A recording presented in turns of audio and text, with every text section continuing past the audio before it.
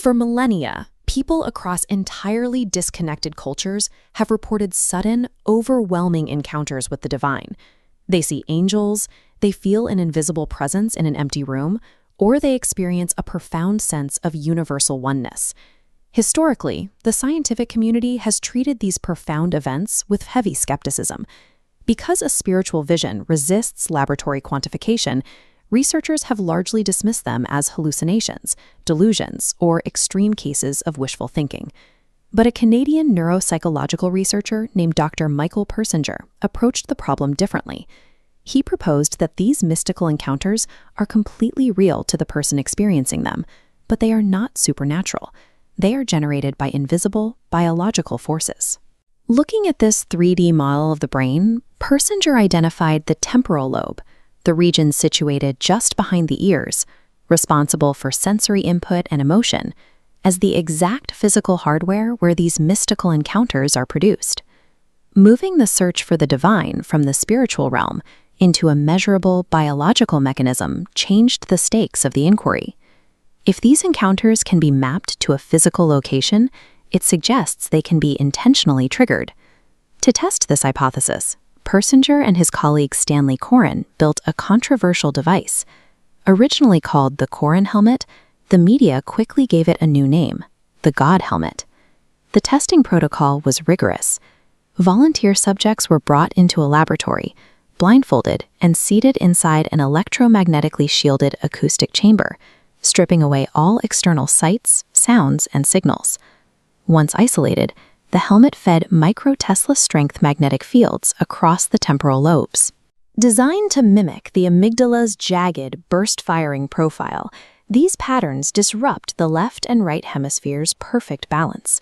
One falls out of sync, interpreting the other's activity as an external, sensed presence. The results were astonishing. Up to 80% of Persinger's test subjects reported feeling a distinct entity near them. Depending on their personal background, they described this presence as a deceased loved one, a guardian angel, or God.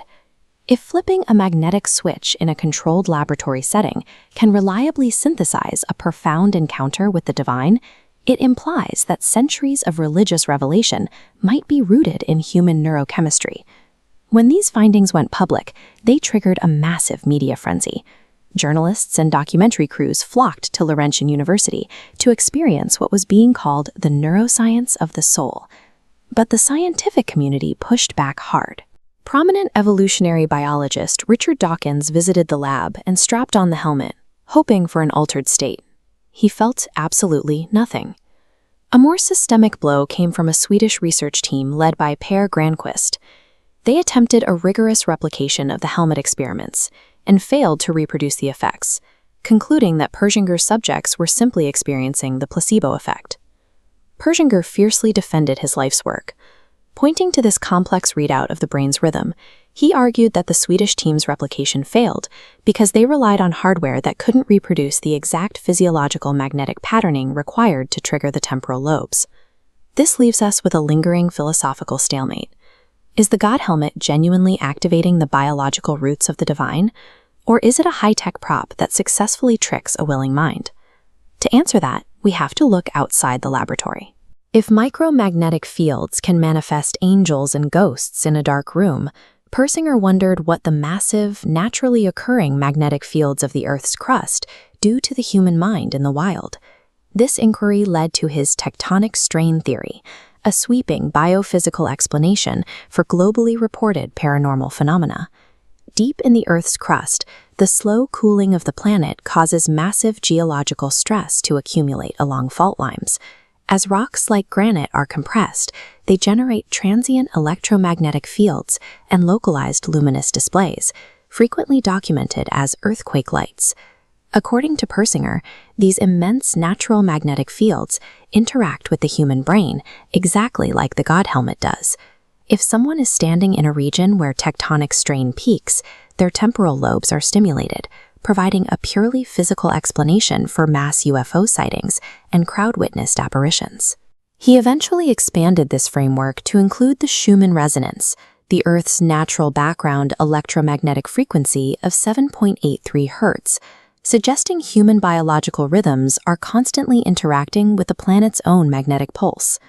This line of magnetic resonance research even found practical applications off-world.